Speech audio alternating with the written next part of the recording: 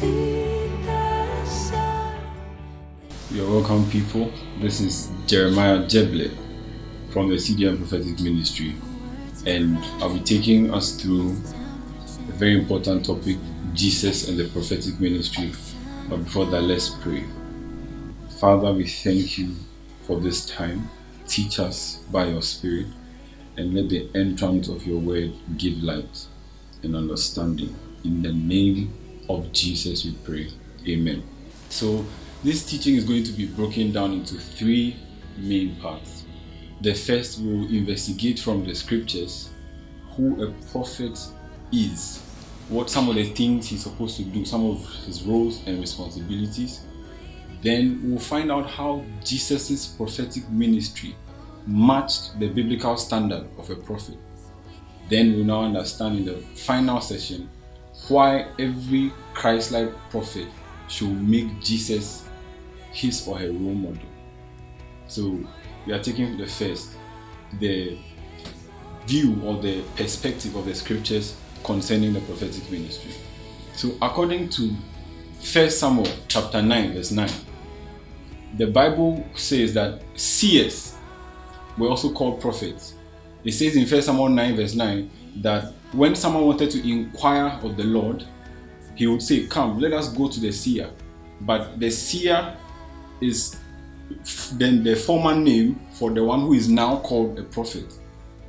So seers generally have insight into the spirit realm. They can pick things, they have deep perspective into the spirit realm, visions, dreams, and the like.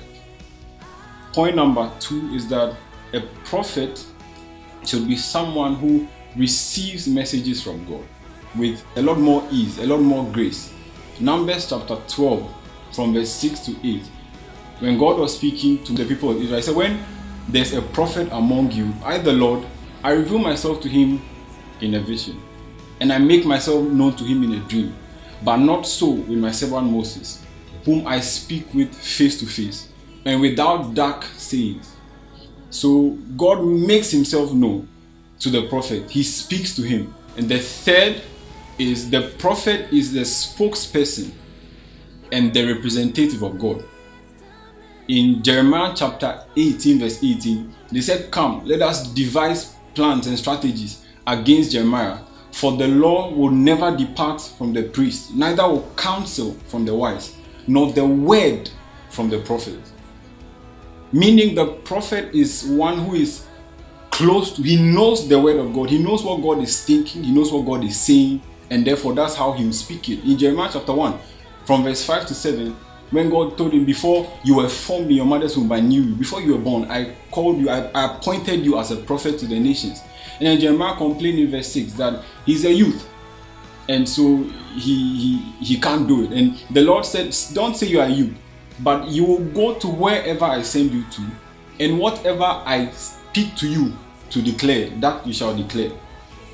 In Deuteronomy 18 verse 18 as well, in God speaking to Moses, he told him that I will raise up a prophet from among their brethren. I will place my words on his mouth, and he will speak them. So we see that the prophet is someone who must hear from God and speak his word. He is the spokesperson, the representative of God. Point number 4 is that every prophet is an intercessor. We look at the life of Abraham. God called Abraham a prophet himself. In Genesis chapter 20 verse 7, he said when Abimelech took Abraham's wife, and the Lord appeared to Abimelech in a dream and told him that give the man's wife back to him, for he's a prophet, and he will pray for you and you will not die. Meaning God recognized intercession as a meaningful responsibility that the prophet plays. Hallelujah. In Exodus chapter 32 as well, Moses was interceding on behalf of the people of Israel, and God's anger was inflamed against them, and he wanted to destroy them. Moses said, "If you will not forgive these people, then blot my name out of your books." That's intercession. That's a heart of intercession. Nehemiah chapter 1, from verse 4-5 there, you see him interceding on behalf of the people because the walls were broken. So intercession makes a part of the prophetic ministry. point number 5 is that most prophets in the Old Testament especially had signs and wonders backing their words as proof that indeed what they were carrying was true. So when Moses went to Pharaoh, God was able to give him 10 signs that we call the plagues to prove that indeed what Moses was saying, that let my people go, was really from God. In 2 Kings chapter 1 verse 12, you find Elijah saying that if I be a man of God, let fire come from heaven. And God honored that word, because what Elijah was declaring was that there is one true God, and who is Jehovah himself. So signs and wonders follow mainly of the prophetic figures we see, especially in the Old Testament. And point number 6 we can mention is that a prophet must be a man of the Spirit. We realize that prophecy in actual fact is a byproduct of the presence of the Holy Spirit. Joel chapter 2 verse 28, it is after those days, says the Lord, I'll pour forth my spirit upon all flesh. Your sons and daughters will prophesy. You see that the prophecy came as a result of the presence of the Holy Spirit. In 1 Samuel chapter 10, from verse 5 coming down, someone was talking to Saul. He told him that you meet a certain group of prophets. Ministering with them will be some instrumentalists or some minstrels with the harp and the flute and the lyre.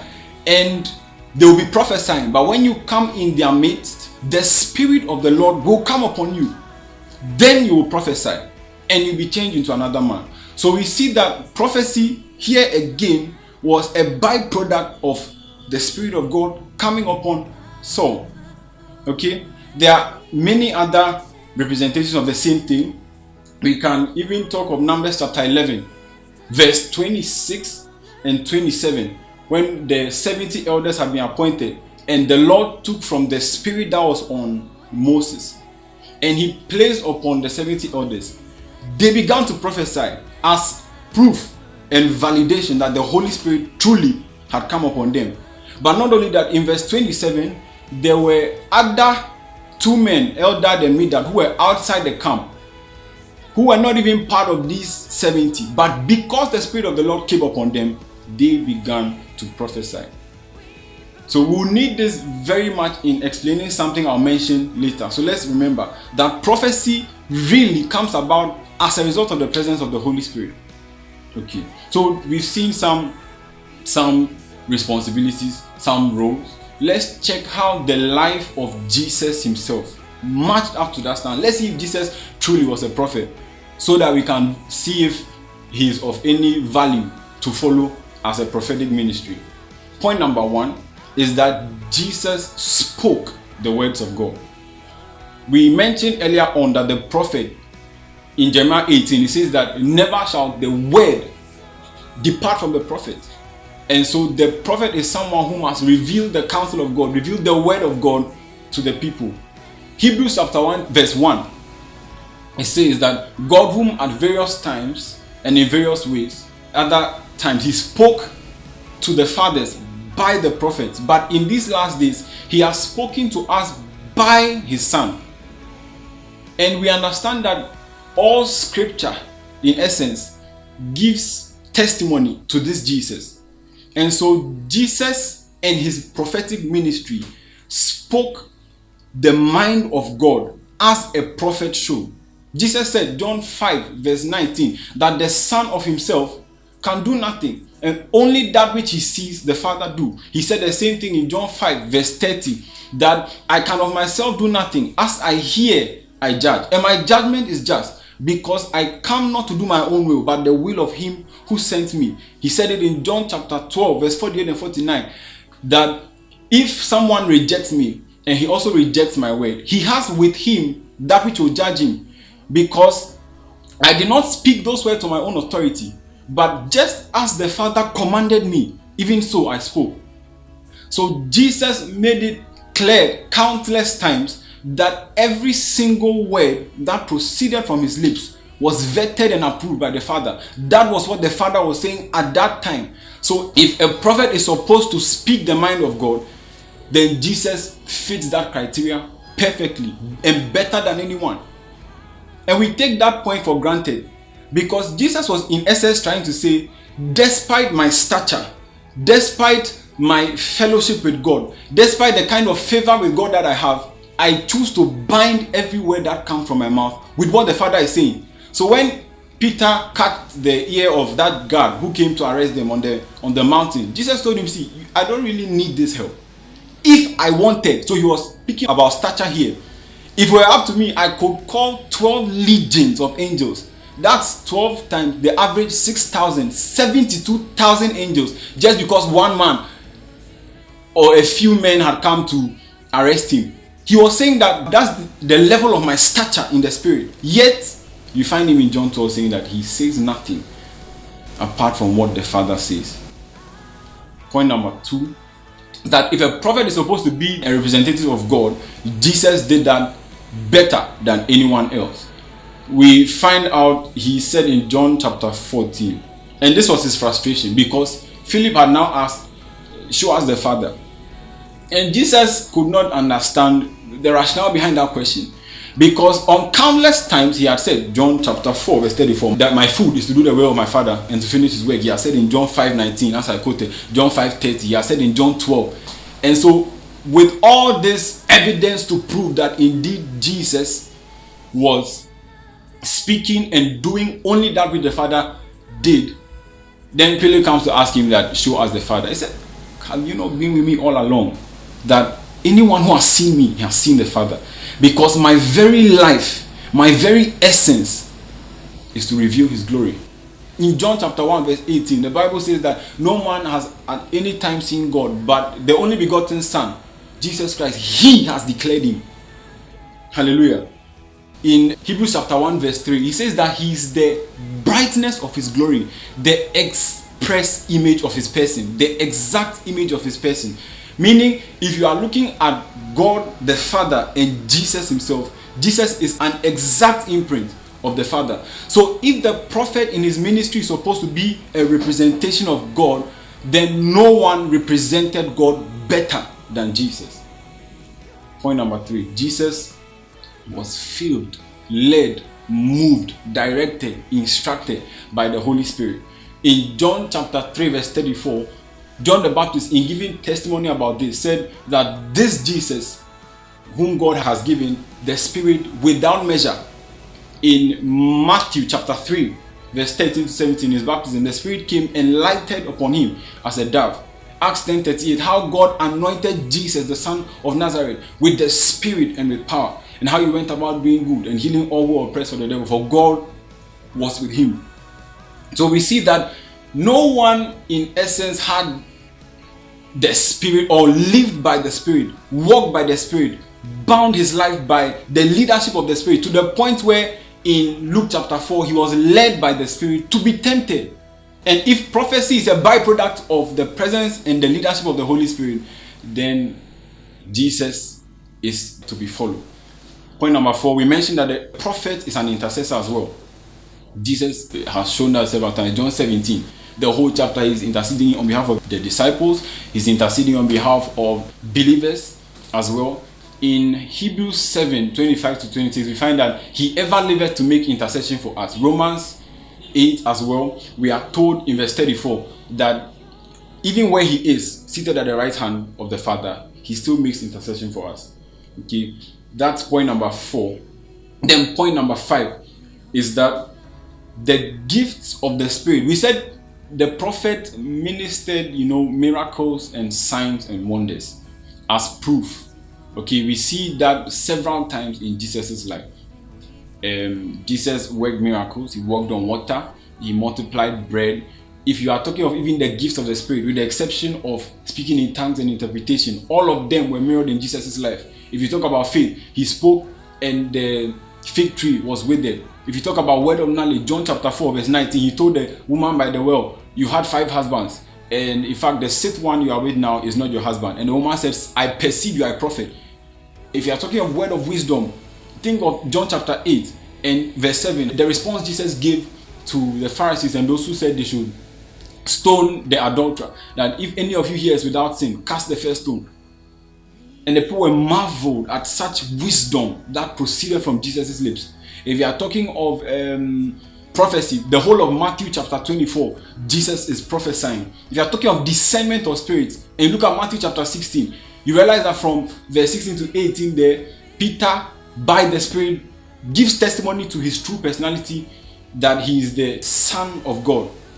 But in the verse 23, Jesus was not so tipped off balance. He was still discerning to realize that Peter was speaking by the devil, and says, "Get thee behind me, you Satan." So Jesus exhibited all the gifts of the Spirit, with the exception of the tongues and the interpretation. So that's point number 5. Point number 6, Jesus called himself a prophet. In Mark chapter 6 verse 4, he said that a prophet is without honor in his own hometown, and he was talking about himself.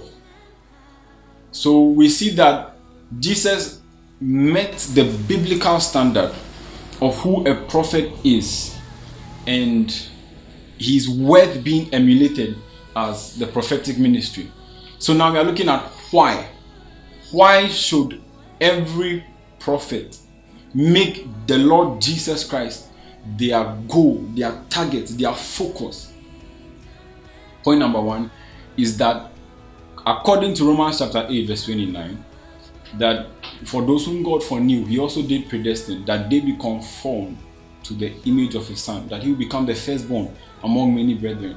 This is something God has pondered on long beforehand, that every single human being will conform to the image of Jesus. And as a prophet, you don't differ. The fact that you see visions and have dreams does not change that. You are still expected to conform to this image. 2 Corinthians 3:18, the work of the Holy Spirit is to transform us into looking like the glory of Jesus.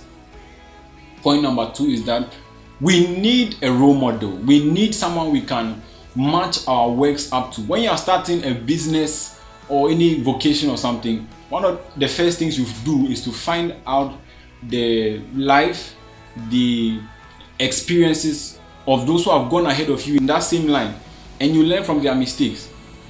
And so that's why Hebrews 12 tells us we should look unto Jesus, because he has left with us a map we can follow. He has left with us a standard that we can measure ourselves up to. The point number 3 is very critical in the prophetic ministry. Revelation chapter 19 verse 10, it says that the testimony of Jesus is the spirit of prophecy. And many people underestimate the impact of this statement on the prophetic ministry. People are not able to discern between good prophecy, genuine prophecy, and prophecy that is not from God, because they do not really understand this statement.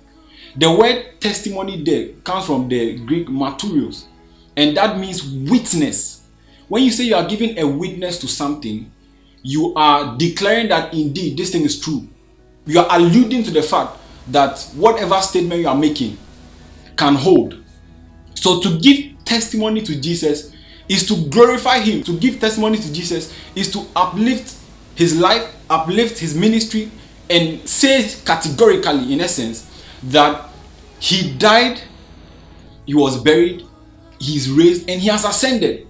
It is on the basis of this that John, in 1 John chapter 4, says that when you are testing a spirit, the test is to pass it through the life of Jesus, whether he actually died and whether he actually was resurrected. Because the only spirit that will glorify Jesus is the Holy Spirit. That's what Jesus said in John chapter 16. He said that the Spirit of God who has come, he will glorify me by taking of what is mine and giving it to you. So the work of the Holy Spirit is to what? Glorify Jesus. Meaning prophecy, which we have said is a byproduct of the presence of the Holy Spirit, cannot do anything different from what the Spirit himself does. And the goal, the major goal of the Holy Spirit is to glorify Jesus. So prophecy, which comes as a byproduct of the Holy Spirit, cannot do any other thing but glorify Jesus. So if you want to test a prophecy and you want to test its source, ultimately, does it glorify Jesus? Even if it sounds strange, yet Jesus can be glorified. It is from God. But even if it sounds so much like scripture, because the enemy comes as an angel of light, and yet you match it across with this testimony of Jesus, and it does not glorify Jesus. It glorifies the vessel who gave the word. It does not glorify Jesus because it glorifies a system of the world. It is not from God. The testimony of Jesus is the spirit of prophecy, is the guiding principle, is the driving force of prophecy. Every prophecy given on the face of this earth must glorify Jesus, must testify to the life and the ministry and the preeminence of Jesus. Even if it is personal prophecy, what personal prophecy does is to bring somebody into the will of God for their life. That is, in essence, glorifying Jesus. That's why scripture is called prophecy, because scripture testifies about Jesus. Point number 4 is that the Holy Spirit is not only here to transform us. He himself is called the Spirit of Christ. In Romans chapter 8 verse 9 and Galatians chapter 4 verse 6, he says, because we are sons, he has sent the Spirit of his Son into us, crying, Abba, Father. So the Spirit of God is also called the Spirit of Christ. Point number 5. The prophetic ministry as an office was given by Jesus himself. Ephesians chapter 4 from verse 11 to 14. So 11 to 12, sorry. If somebody has given you something, let's say an inventor, he sat down, calculated things and brought an invention, and he has brought it to you, and you say you operate with that invention outside the boundaries of the manual of the inventor, you will never be able to attain the full stature of that invention. So Jesus, the one who gave the prophetic ministry, is worth being emulated as our major, our prime, and our most sincere example.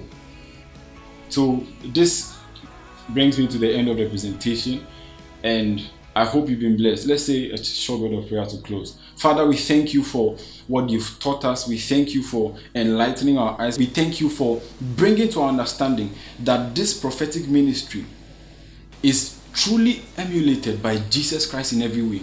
Grant us grace to even model our steps after this Jesus. In the mighty name of Jesus we have prayed. Amen. God bless you. Amazing grace, how sweet.